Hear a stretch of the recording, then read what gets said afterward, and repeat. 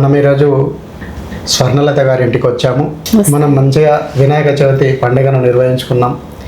ఏదైతే ఈ వినాయక నిమజ్జనాన్ని మనము అత్యంత వైభవంగా జరుపుకున్నామో, ప్రతి వినాయక నిమజ్జనానికి తర్వాత మనకు కొన్ని విషయాలు ఎప్పుడు గమనిస్తూ ఉంటాం. మనం వినాయక చవితి ముందేమో పోలీసులు లా అండ్ ఆర్డర్ ప్రకారంగా మీరు మైకులు పెట్టకూడదు, డీజే పెట్టకూడదు, పలానా టైంలోనే పూజ స్టార్ట్ చేయాలి, పలానా టైంకే ముగించాలి అనే వాదనలు వింటాం.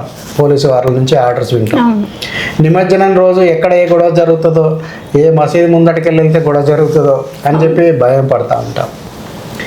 అదేవిధంగా లేటెస్ట్గా నిన్న నంద్యాల జిల్లా కంచికచెర్ల మండలంలోని పరిటాల గ్రామంలో క్రిస్టియన్ యొక్క వాళ్ళ కాలనీ నుంచి వినాయక ఊరేగింపు వెళ్తుందని చెప్పి మన వాళ్ళను విపరీతంగా, అంటే హిందువులను విపరీతంగా దాడులు చేశారు. దాదాపు ఒక 7-8 మంది పిల్లలు అపస్మారక స్థితిలోకి వెళ్ళిన సంఘటన కూడా మనం అందులో ఒక పిల్లవాడైతే అపస్మారక స్థితిలోకి వెళ్ళిండు. ఎందుకు ఇలా జరుగుతుంది? అసలు ఎందుకు హిందువులు అంటే ఎందుకు ఇలా దాడులు చేయడానికి మాత్రం, అంటే వీళ్ళు పడడానికి మాత్రమే ఉన్నారా? అసలు సొసైటీ ఏం ఆలోచిస్తాను, మీరేమనుకుంటారు? సొసైటీ ఏం ఆలోచిస్తుంది అనే దానికన్నా ముందు ఎవరు చేస్తున్నారు? ఇది నిజం చెప్పాలంటే ఈ దేశంలోనే పుట్టి, ఈ దేశంలో పెరిగి, ఈ దేశపు తిండి తింటూ, ఇక్కడ బట్ట కడుతూ, ఈ గాలి పీలుస్తూ ఇక్కడే ఉండేవాళ్ళు, అందులో ఒక వర్గం వాళ్ళు లేదా 2 వర్గాల వాళ్ళు మరో వర్గాన్ని బతకనివ్వకూడదని అణగార్చే ప్రయత్నం. ఎందుకంటే ఒక దేశాన్ని హస్తగతం చేసుకోవాలంటే ఆ దేశంలో ఉన్న జనాల్ని అణిచివేయాలి. అలా అణిచివేస్తే కానీ వీళ్ళ చేతుల్లోకి రాదు. అణచాలంటే నిజానికి వాళ్ళ శక్తి చాలదు. హిందూ దేశాన్ని అణచడం ఎవరి వల్ల కాలేదు ఇంతవరకు. అలా అందుకనే వాళ్ళు డైరెక్ట్గా యుద్ధానికి రాకుండా దొంగ దెబ్బ తీయాలని అనుకుంటూ ఉంటారు.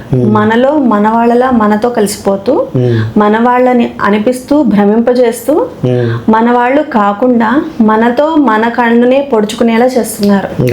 నిజం చెప్పాలంటే ఇప్పుడు ఒక చిన్న ఎగ్జాంపుల్ చూద్దాం. మొన్న మార్వాడి గొడవలు అన్నారు. మార్వాడి గోబ్యాక్ అనే నినాదం తీసుకొచ్చారు. మార్వాడీలు ఎవరండి? హిందువులు కాదా? మరి వెళ్ళమన్న వాళ్ళు ఎవరు? హిందువులు కాదా? మరి దీని వెనకాల ఉన్నది ఎవరు? వెళ్ళమన్నవాడు హిందూనే, వెళ్ళమని చెప్పినవాడు హిందువే. మరి వాళ్ళిద్దరిని వెళ్ళమని చెప్పింది, వెనకాల ఈ గొడవకి ఆజ్యం పోసింది, ఇంతవరకు తీసుకొచ్చింది ఎవరు అంటే మళ్ళీ దాని వెనకాల ఒక మరకలు ఉంటాయి, మరకలు ఉన్నాయి. అలాగే ఇంకొన్ని నల్లట పుస్తకాల వాళ్ళు ఉంటారు. ఇప్పుడు నల్లట పుస్తకం అంటే మళ్ళీ దానికో గొడవ చేసి, మరక అంటే దానికో గొడవ చేసి, దీన్ని పక్కన పెట్టండి కాసేపు. ఈ రెండింటిని పక్కన పెట్టేసి మనం సబ్జెక్ట్లోకి వెళ్దాం. సరే, ఇప్పుడు ఇక్కడ మనం ఏదైనా పండగలు పబ్బాలు జరుపుకుంటూ ఉంటాం. వ్యాపారస్తుల్లో హిందువులు మాత్రమే ఉన్నారా? సో కాల్డ్ మిగతా 2 మతాల వాళ్ళు లేరా? ఉన్నారు కదా. వాళ్ళు వ్యాపారం చేసుకోవడానికి మనం కావాలి. అంటే ఇప్పుడు హిందూ పండగలు మాత్రమే వాళ్ళు వ్యాపారం చేస్తున్నారా? వాళ్ళ పండగలకి చేసుకోవట్లేదా? వాళ్ళ పండగలకి మనం చేయట్లేదా? ఎక్కడన్నా ఏ ముస్లిం పండగలకైనా, ఏ క్రిస్టియన్ పండగలకైనా హిందువులు గొడవ చేశారు, లేదంటే హిందువుల గుళ్ళ మీద నుంచి వాళ్ళ ఊరేగింపు వెళ్తుంటే రాళ్లతో దాడి చేశారు అనే సంఘటన ఒక్కటైనా మచ్చుకైనా మనం విన్నామా, చూసామా? లేదు. కానీ హిందూ పండుగల ఊరేగింపులా పండుగలు జరుగుతుంటేనా, మన పాటలు వినబడితేనా? మొన్న ఈ మధ్య ఒక వీడియోలో చూశాను, ఒక పోలీస్ ఇన్స్పెక్టర్ ఒక ఆవిడ చెప్తున్నారు, మీరు సౌండ్ తగ్గించండి, స్పీకర్ సౌండ్ తగ్గించండి, అది తగ్గించండి, ఇది తగ్గించండి. వాళ్ళు ఇబ్బంది పడుతున్నారు కరెక్టే. మరి మసీదు చుట్టూ 4 వైపులా స్పీకర్లు ఉంటాయి. ఎవరు గొడవ చేయలేదే, ఎవరు ఎప్పుడు వద్దనలేదే, మీరు నమాజ్ చేసుకోవద్దు మాకు డిస్టర్బెన్స్గా ఉందని ఏ హిందువు వెళ్ళి కంప్లైంట్ చేయలేదే. మరి ఆదివారం వస్తే చాలు పెద్ద పెద్ద సౌండ్లు పెట్టి పాటలు పాడుతూ ఉంటారు క్రిస్టియన్స్ చర్చిల మీద, పెద్ద మైకులు పెట్టి సాయంత్రం దాకా. మరి అలాంటప్పుడు ఏ హిందువు వెళ్ళి చర్చ్ మీద కంప్లైంట్ చేయలేదే. సరే, ఒకటి అలా చేసిన సందర్భాలు ఉన్నాయి అనుకుందాం, లేవు కానీ ఉన్నాయి అనుకుందాం. ఏ పోలీస్ అయినా వాళ్ళకి వెళ్ళి ఇలా చెప్పిన సందర్భం ఉందా? లేదే. కానీ మనకి ఎందుకు జరుగుతోంది అంటే మనలో మనకి విడదీయాలి కులాల పేరుతో అని వాళ్ళు చేసే కుట్ర.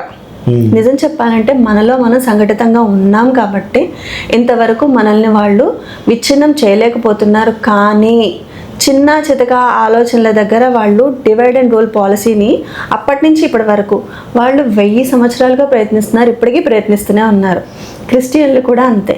గత 200 సంవత్సరాలుగా ప్రయత్నిస్తున్నారు, ఇప్పటికీ ప్రయత్నిస్తున్నారు. అంటే వాళ్ళకి విచ్ఛిన్నం చేయడం చాలా కష్టమైపోతుంది మనం సంఘటితంగా ఉండడం వల్ల.